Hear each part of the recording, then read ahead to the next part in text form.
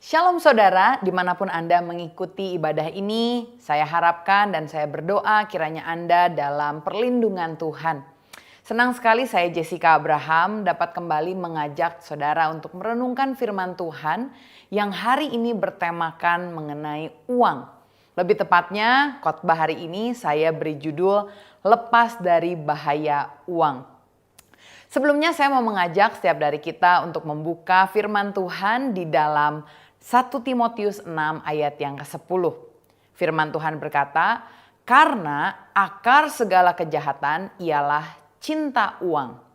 Memang uang menjadi satu topik yang sensitif.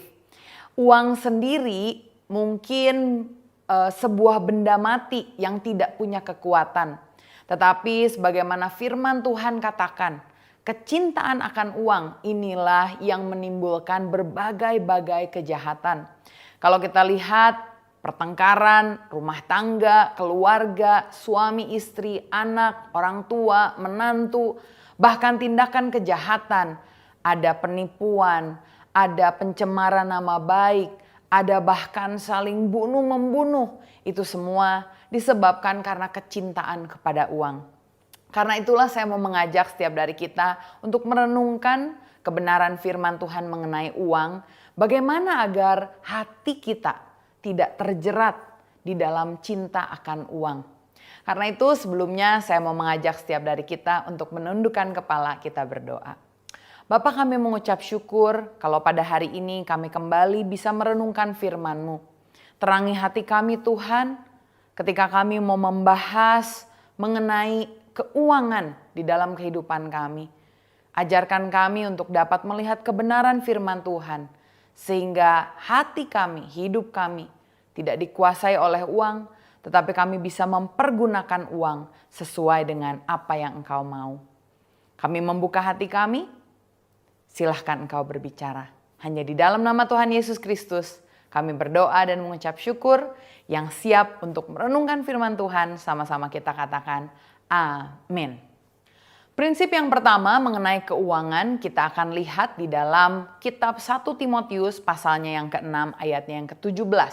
Firman Tuhan katakan, "Peringatkanlah kepada orang-orang kaya di dunia ini agar mereka jangan tinggi hati dan jangan berharap pada sesuatu yang tak tentu seperti kekayaan, melainkan pada Allah yang dalam kekayaannya memberikan kepada kita segala sesuatu untuk dinikmati." Amin. Rasul Paulus mengingatkan kepada Timotius untuk memberitakan kepada orang-orang kaya agar mereka tidak menambatkan kepercayaannya, menambatkan hatinya kepada kekayaan. Mengapa? Karena firman Tuhan katakan semua kekayaan ini merupakan pemberian dari Tuhan.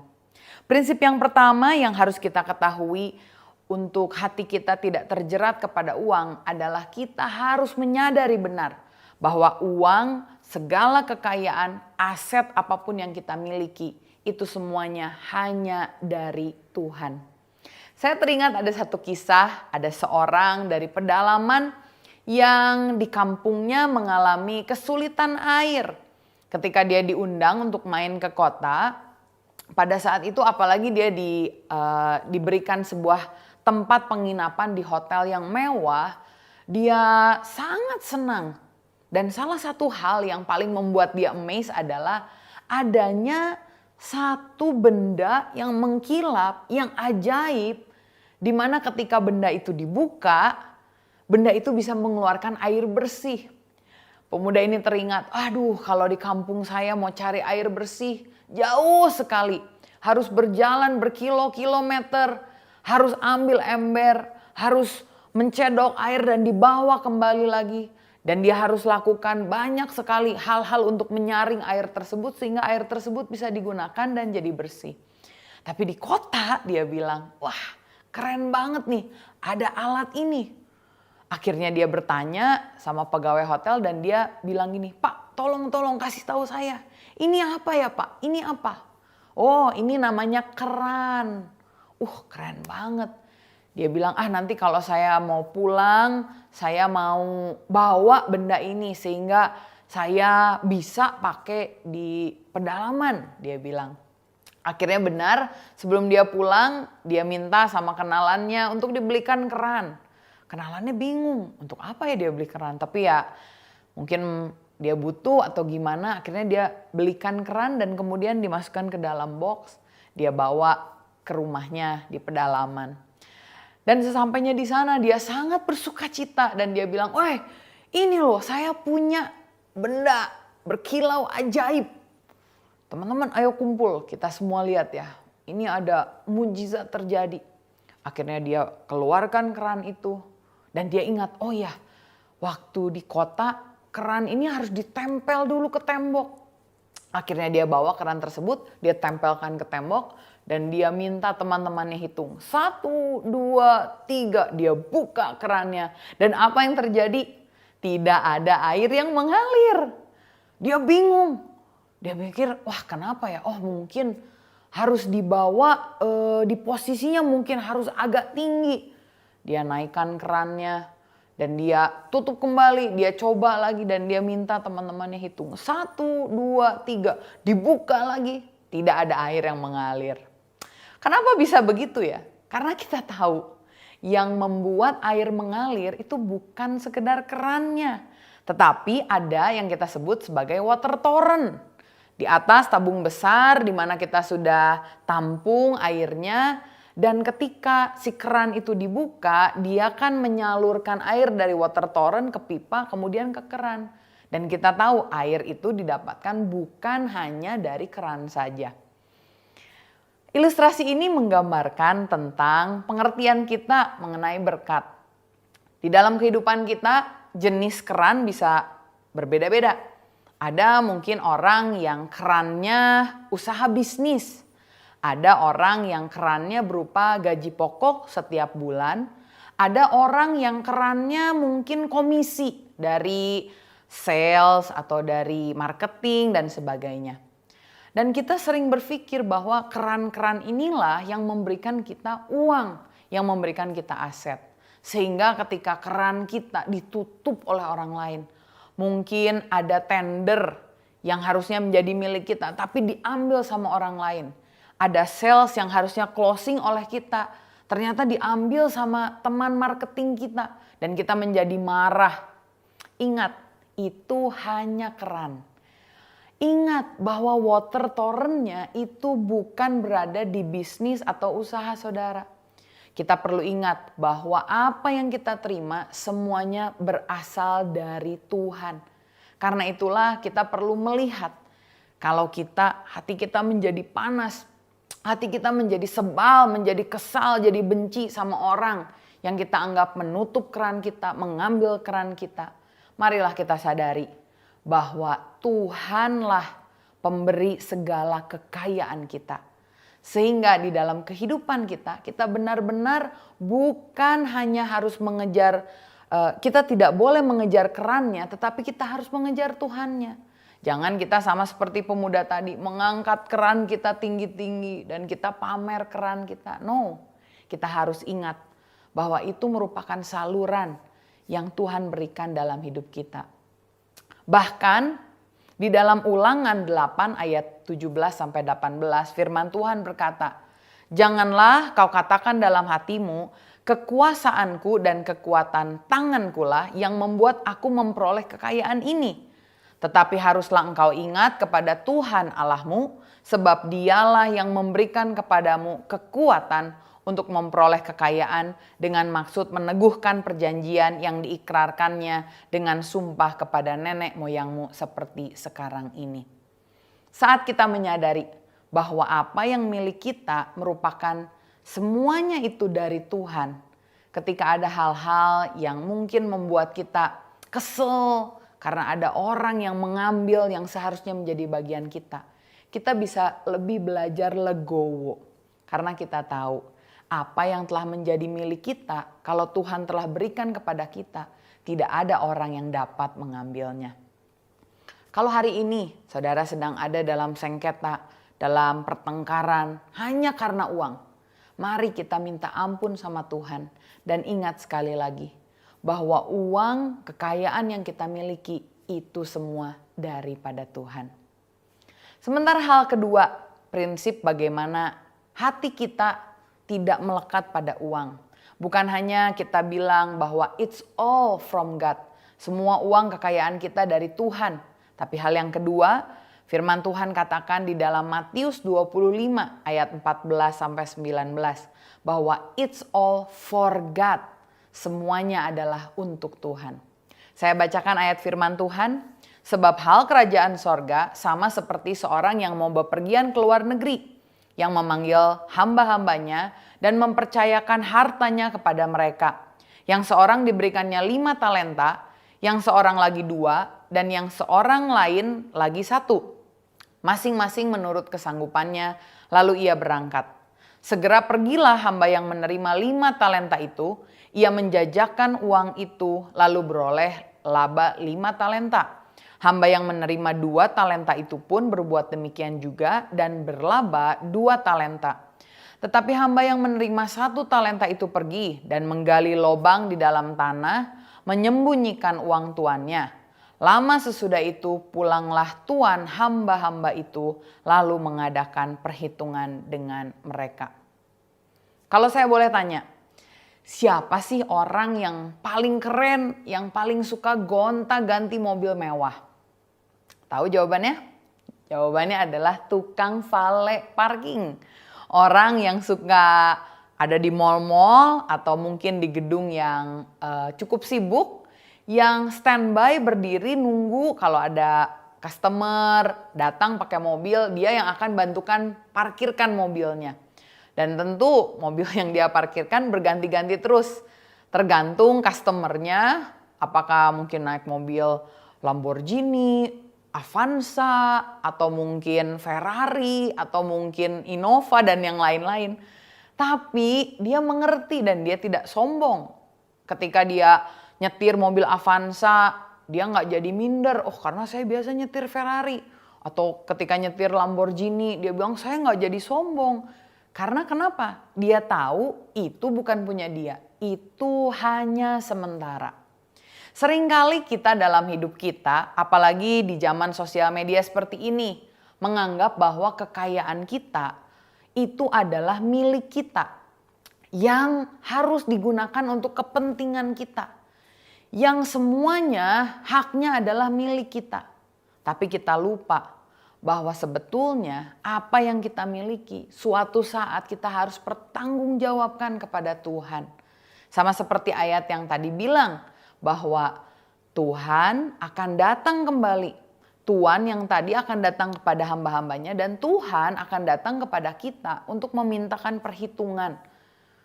Jadi jangan kaget kalau suatu kali Tuhan akan tanya, apa yang kamu telah perbuat dengan uang kekayaan yang telah saya berikan kepadamu?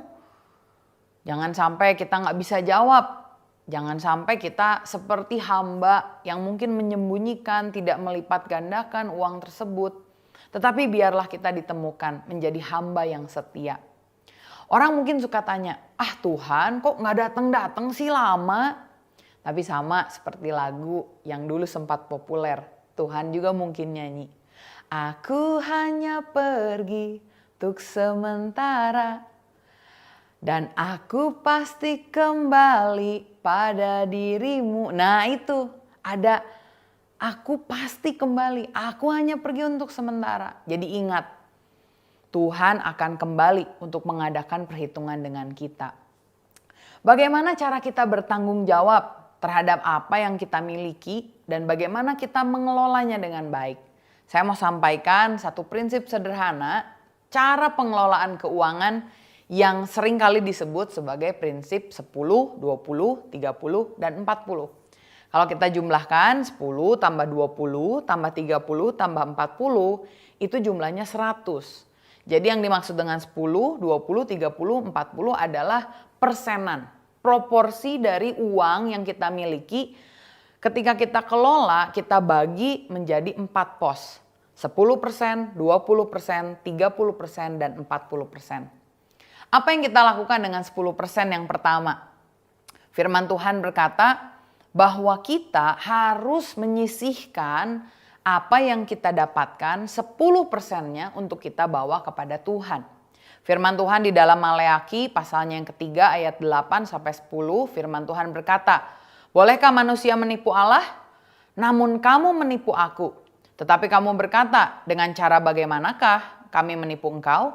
Mengenai persembahan perpuluhan dan persembahan khusus," kata Tuhan. "Kamu telah kena kutuk, tetapi kamu masih menipu aku. Ya, kamu seluruh bangsa, bawalah seluruh persembahan persepuluhan itu ke dalam rumah perbendaharaan, supaya ada persediaan makanan di rumahku, dan ujilah aku," firman Tuhan semesta alam, "apakah aku tidak membukakan bagimu tingkap-tingkap langit dan mencurahkan berkat kepadamu sampai berkelimpahan." Amin. 10% yang pertama kita perlu bawa ke rumah Tuhan sebagai perpuluhan.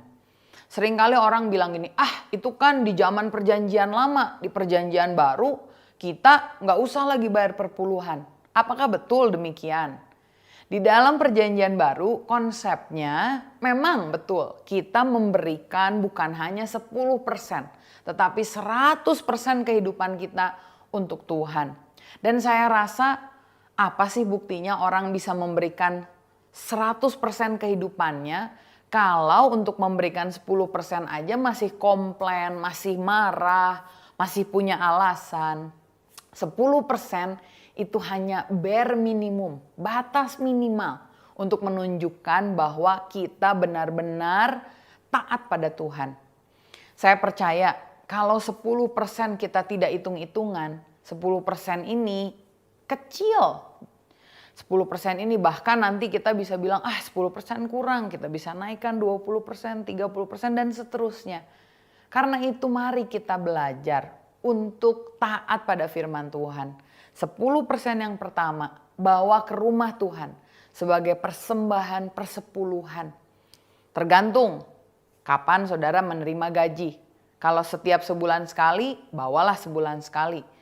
Kalau menerima gaji setiap closing sales, bawalah persembahan perpuluhan ke gereja Anda setiap kali closing sale.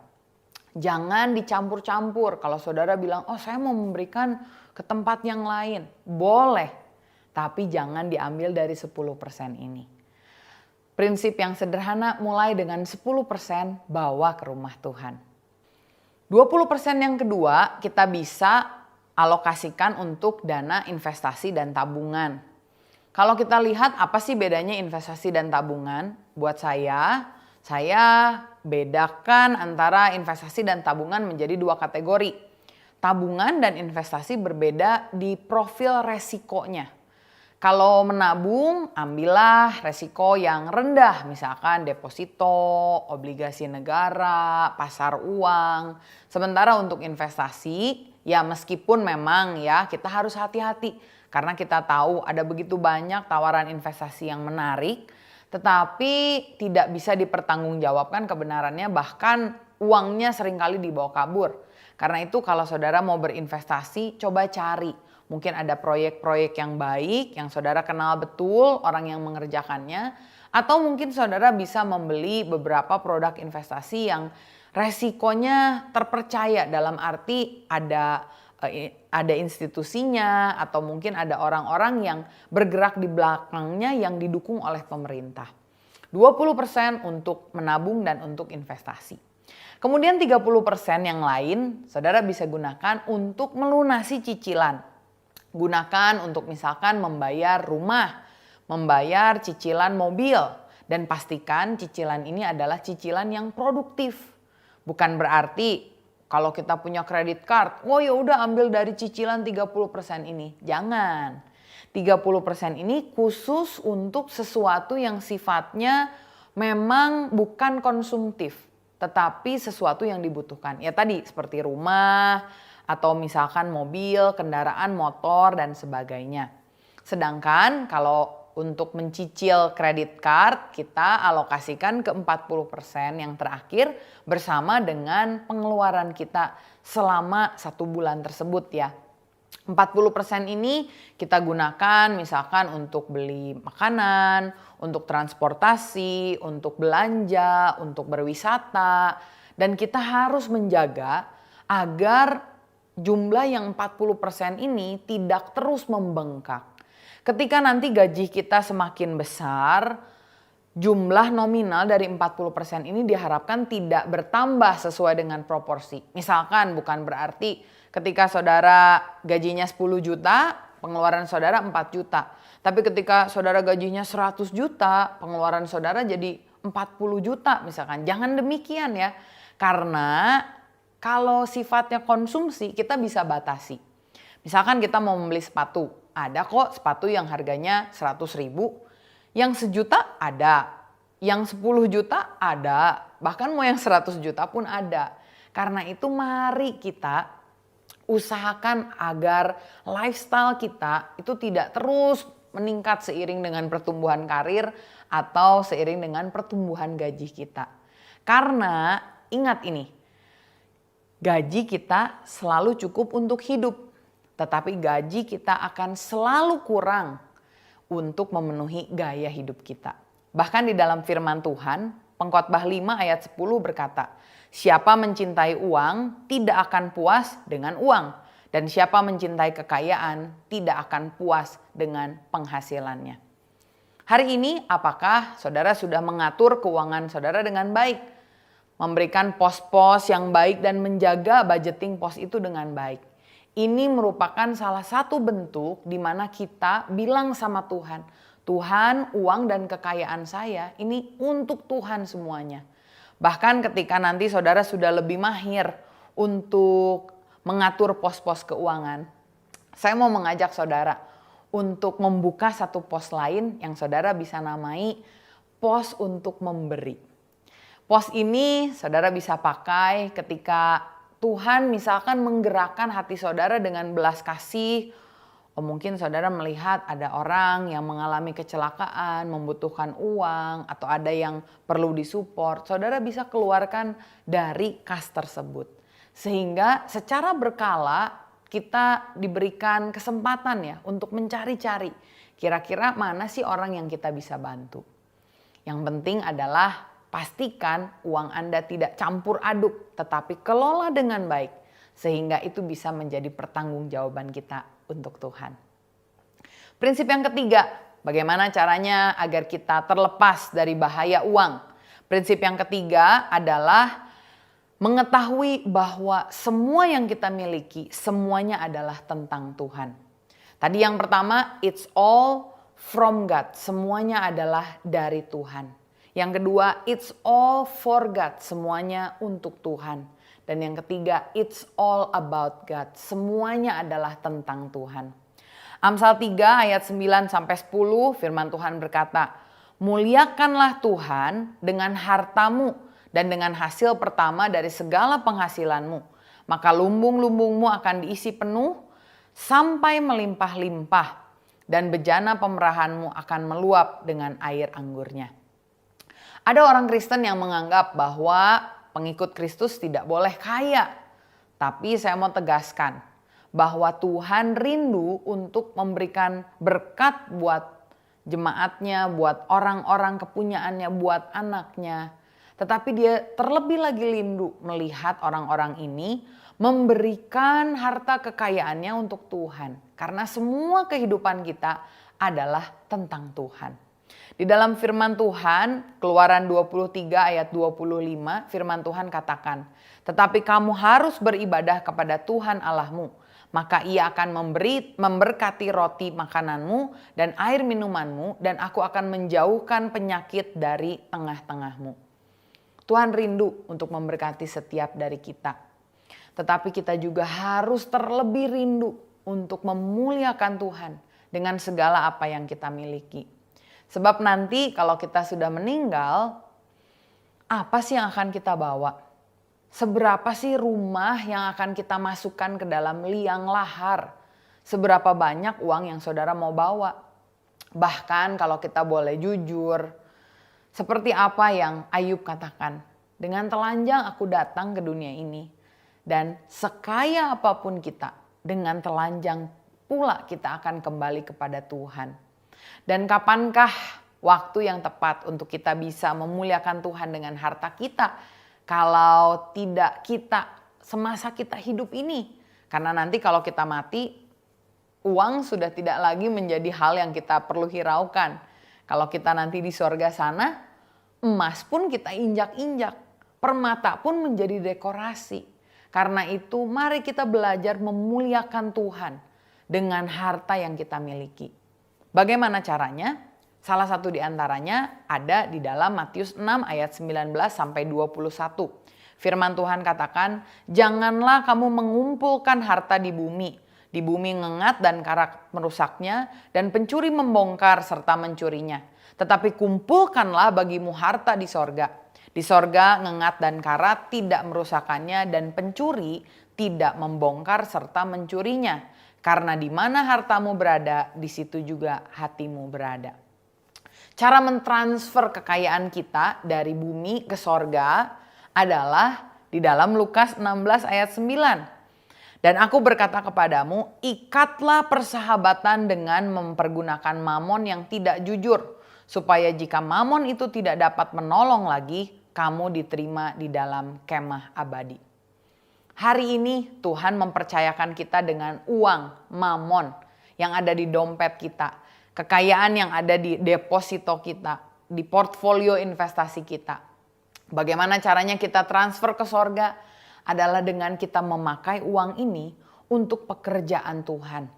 Kita menggunakan uang yang kita miliki untuk membangun relasi yang mempertemukan orang tersebut dengan Tuhan. Saya rasa ini adalah salah satu cara yang sangat efektif. Kalau kita lihat terutama di Indonesia, ada begitu banyak orang yang membutuhkan uluran tangan kita. Kita melihat ada begitu banyak kesenjangan secara ekonomi. Dan inilah yang menjadi tugas kita, agar di dalam kehidupan kita, kita menjadi orang yang bermurah hati, orang yang generous. Kita menolong mereka bukan untuk kepentingan kita, tetapi kita menolong mereka agar mereka bisa melihat siapa Tuhan di dalam kehidupan kita. Ada perkataan yang bilang, kalau mau ambil hatinya harus masuk dari mulut dan perutnya. Seringkali ada orang-orang yang memang tertutup hatinya untuk menerima Injil. Tetapi ketika mereka kita bantu, kita berikan makanan yang cukup, kita penuhi kebutuhan jasmani mereka. Bukan tidak mungkin suatu saat mereka membuka hati mereka untuk menerima Tuhan Yesus. Dan saat itulah terjadi transfer harta.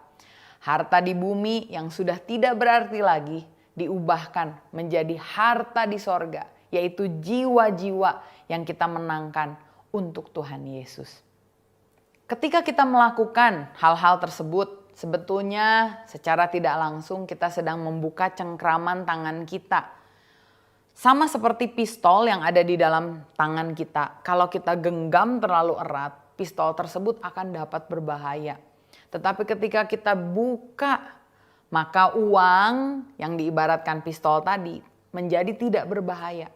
Uang bisa digunakan untuk keperluan-keperluan sorgawi. Firman Tuhan di dalam 2 Korintus 9 ayat yang ke-10, firman Tuhan berkata, "Ia yang menyediakan benih bagi penabur dan roti untuk dimakan. Ia juga yang akan menyediakan benih bagi kamu dan melipat gandakannya dan menumbuhkan buah-buah kebenaranmu. Kamu akan diperkaya dalam segala macam kemurahan hati yang membangkitkan rasa syukur kepada Allah oleh karena kami." Pesan saya, firman Tuhan berkata, Tuhan memberikan kita roti dan benih. Roti untuk dimakan dan benih untuk ditabur. Jangan saudara salah, jangan pernah memakan roti dan benih. Karena benih ketika kita makan tidak membuat kita kenyang. Tetapi benih itu diberikan Tuhan untuk kita tabur. Karena itu, ketika saudara sekarang mendapatkan uang, mari saudara tanya, Tuhan, ini roti atau benih? Tuhan, apakah ini saya boleh pergunakan untuk mengenyangkan perut saya, mengencangkan keluarga saya, ataukah harus saya tabur untuk menjadi benih-benih yang tumbuh membuahkan hasil? Taburnya bisa ke berbagai tempat. Saya percaya ketika saudara melihat tempat-tempat dengan compassion, dengan belas kasih. Ketika Tuhan gerakkan hati saudara, mari bergerak. Tabur bukan hanya doa, bukan hanya daya, tapi saudara berani untuk menabur dana. Karena kita percaya bahwa uang, aset adalah semuanya milik Tuhan. Tuhan yang berikan buat kita. Tuhan mau kita gunakan untuk keperluan Dia. Tuhan mau kita kelola dengan baik. Dan saat itu terjadi, uang tidak akan menjadi sesuatu yang berbahaya bagi kehidupan kita.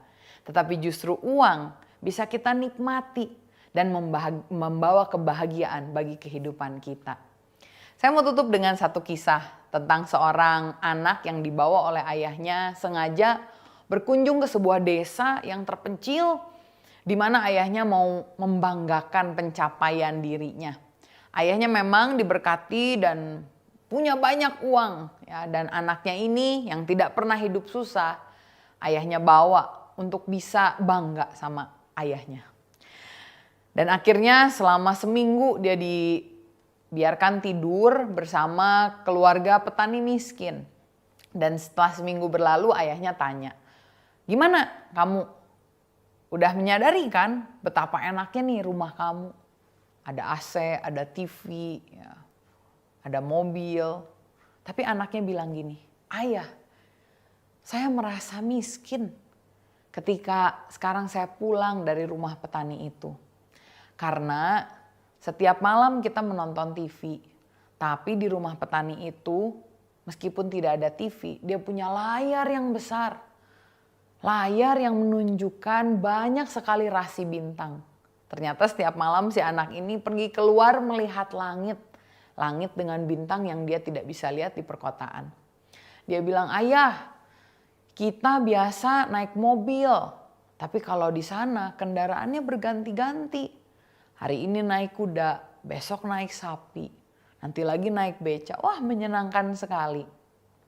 Ayah, memang di rumah kita ada banyak kamar mandi. Tapi waktu saya ke sana, mereka mandi di satu tempat yang luas. Ada sungai yang mengalir. Kita bahkan bisa terjun di sana. Lebih nyaman daripada kolam renang yang kita miliki di rumah. Ayah, walaupun kita bisa makan enak, tapi kemarin saya merasakan sekali bagaimana ketika saya makan bersama-sama dengan Pak Tani, dengan ibu, dengan kakak adiknya, saya merasakan kehangatan keluarga yang saya jarang rasakan di rumah ini. Meskipun rumah ini banyak makanan, tapi seringkali meja makan yang begitu besar, hanya ada saya sendiri di sana sama Mbak." Mendengar itu ayahnya menjadi sedih dan dia bilang, "Ya nak, kamu benar. Uang memang perlu, tetapi uang bukan segalanya. Money, we need money, but money is not everything."